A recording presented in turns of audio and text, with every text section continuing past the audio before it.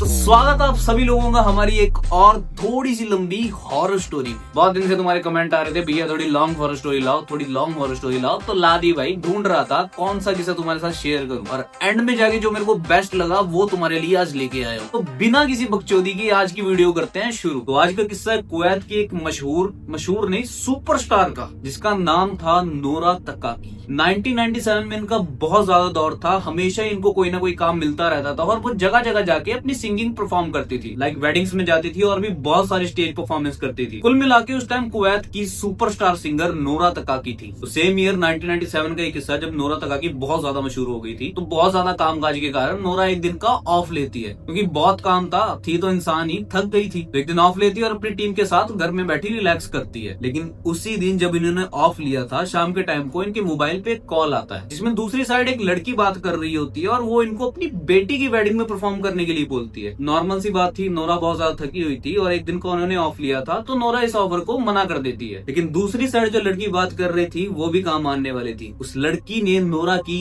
एक परफॉर्मेंस का प्राइस इतना बढ़ा दिया था जिस चीज ने नोरा को सोचने के लिए मजबूर कर दिया था। मतलब एक बारी में 3 गुना या 4 गुना। तो वो प्राइस सुन के नोरा अपनी टीम को बताती है और उनके साथ डिस्कस करती है कि आज को ऑफ छोड़ते हैं और चलते हैं, क्योंकि एक दिन में 3 गुना या 4 गुना पैसा मिल रहा है तो 2 दिन आगे ऑफ ले लेंगे। तो नोरा कैसे भी करके अपनी टीम को मनाती है और उस लड़की की बताई हुई जगह पे जाने के लिए तैयार करती है। तो जैसे ही शाम होती है, नोरा अपनी टीम के साथ गाड़ी में बैठ के निकल जाती है और धीरे धीरे रोड पे चलते चलते नोरा पहुंच जाती है जंगल के कच्चे रास्तों पे, जहाँ पे कोई पक्की सड़क, यहाँ तक तो कोई स्ट्रीट लाइट भी नहीं थी। एक जंगल में कच्चा रास्ता और साइड में एकदम काला जंगल, मतलब लाइट्स कुछ नहीं थी वहाँ पे, सिर्फ गाड़ी की हेडलाइट चल रही थी। और इसी घने जंगल में चलते चलते गाड़ी की हेडलाइट्स कुछ दूर खड़े लोगों में पड़ती है, जहाँ पे जाके पता चलता है कि हाँ इस जंगल में भी कोई लोग हैं। और हेडलाइट पड़ते ही वो कुछ ऐसे मुड़ते हैं कि जैसे वो नोरा का इंतजार कर रहे थे। नोरा इनके पास जाती है, अपनी गाड़ी रोकती है और वो नोरा को एक हवेली के लिए एड्रेस करते हैं, मतलब गाइड करते हैं, बताते हैं कि हवेली यहाँ पे, आपको यहाँ पे इनवाइट किया गया। और नोरा उनके गाइड किए रास्ते के अनुसार चली जाती है उस रास्ते पे और हवेली के पास पहुंच जाती है। और जैसे ही हवेली के पास पहुंचती है, वो देखती है कि जिस औरत ने उसको इन्वाइट किया था वो उसके सामने खड़ी है। और नोरा की गाड़ी से उतरती वो लड़की नोरा की गाल पे किस करती है और वहीं से ही नोरा को बहुत ज्यादा अजीब फील आती है। नोरा बताती है जब उस लड़की ने उसके गाल पे किस किया, उसकी स्किन हमारे इंसानों के जैसे कोमल और सॉफ्ट नहीं थी। नोरा बताती है कि उसको कुछ ऐसा फील हुआ कि जैसे किसी ने उसके गाल पे कोई खड़खड़ा पत्थर जो कि बहुत ज्यादा गर्म है वो लगा दिया हो। लेकिन नोरा इन सभी चीजों को इग्नोर करते हुए अपने प्राइस पे ध्यान देती है और जाती है परफॉर्म करने हवेली के अंदर। जैसे हवेली के अंदर जाती है, देखती है एकदम चकाचौंध हवेली, बहुत ज्यादा बड़ी और आलीशान, शादी का माहौल था और नोरा को भेजा जाता है स्टेज पे परफॉर्म करने के लिए। नोरा अपना सब कुछ सेट करती है और स्टार्ट करती है परफॉर्म करना। कई देर तक नोरा परफॉर्म करती है जहाँ पे सब कुछ नॉर्मल था, लेकिन जब थोड़ा माहौल बनता है, लोग नाचने कूदने लगते हैं, नोरा का ध्यान जाता है वहाँ पे नाचती हुई औरतों के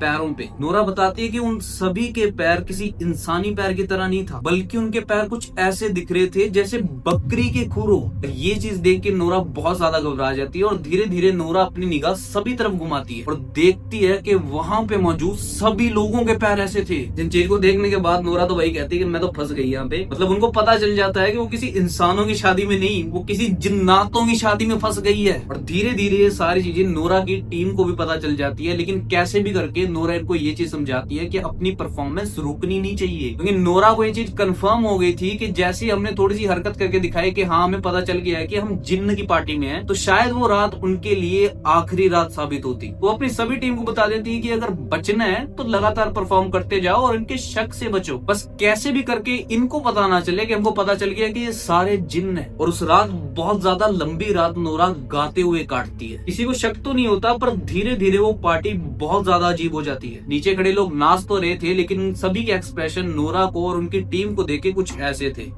मतलब एक तरह से जीरो एक्सप्रेशन, और नाच रहे थे वो बंदे, मतलब कुछ ऐसे बहुत क्रीपी सा लग रहा है ना अगर मैं भी ऐसे करूं कि हरकतें कर रहा हूँ खुशी वाली और एक्सप्रेशन कुछ नहीं दे रहा। और उस चीज को देखने के बाद नोरा और उसकी टीम की, मतलब सभी की आत्मा ही झंझना गई थी। कैसे ना कैसे करके नोरा पूरी रात परफॉर्म करती है और जब एकदम से सुबह होती है और सुबह की अजान होती है, फिर दोबारा एक बड़ा झटका सभी को लगता है। जहां वो अपने आप को एक आलीशान हवेली में परफॉर्म करता देख रहे थे, जैसे ही सुबह होती है वो आलीशान हवेली एकदम से गायब, वो चकाचौंध हवेली और सभी लोग एकदम से गायब हो जाते हैं। और नोरा और उसकी टीम पाती है कि वो एक पुराने कब्रिस्तान में खड़े हैं। लिटरली लिटरली उनकी टीम एक कब्रिस्तान में खड़ी परफॉर्म कर रही थी। सुबह होती है और अजान की आवाज से कैसे भी करके नोरा और उसकी टीम बच जाती है, अपनी गाड़ी में बैठती है और निकलती है वहां से। और उसके बीच में भी नोरा बताती कि कई बार उसकी गाड़ी उसी रास्ते पे खराब हो गई थी। उनको ऐसा कुछ फील हो रहा था कि जैसे उनको कोई चीज रोकने की कोशिश कर रही है, और तो और इस रास्ते पे आते हुए इनके 2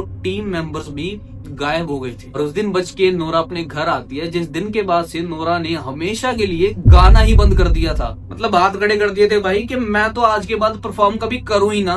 मतलब तुम खुद सोचो यार कि इनकी टीम में कुल 6 लोग थे, जिनमें से भी आते हुए 2 गायब हो गए, तो टोटल बचे 4 लोग और उनको भी घेरा हुआ है कुल 100 से ज्यादा जिन्नों ने। नोरा ने उस दिन के बाद से अपना सारा करियर ही त्याग दिया और आज तक नोरा अपने पास अपना फोन नहीं रखती है। उस दिन नोरा तो बच गई, लेकिन कुछ लोग बताते हैं कि आज भी कुवैत में कई सिंगर ऐसे हैं जो कि बिना किसी ट्रेस के गायब हो जाते हैं। शायद हो सकता है कि उन्हें भी वही जिन्न उठा के ले गए हैं। सो होप आपको आज की स्टोरी पसंद आई हो, क्योंकि मैंने जो भी सुनाया है रियल सुना है, कुछ भी अपनी तरफ से ऐड नहीं किया कि तड़कती भड़कती लगे स्टोरी। मैंने जो भी बोला था पूरी अपनी डिटेल्स निकाल के और सर्च करके ही बोला है। जितना सच था मैंने वही बताया, स्टोरी को तड़कती भड़कती करने के लिए इसमें कुछ ऐड नहीं किया है। अगर स्टोरी पसंद आए तो वीडियो को लाइक और चैनल को सब्सक्राइब ठोक के जाना। हम मिलते हैं बहुत जल्दी और लंबी हॉरर स्टोरी के साथ।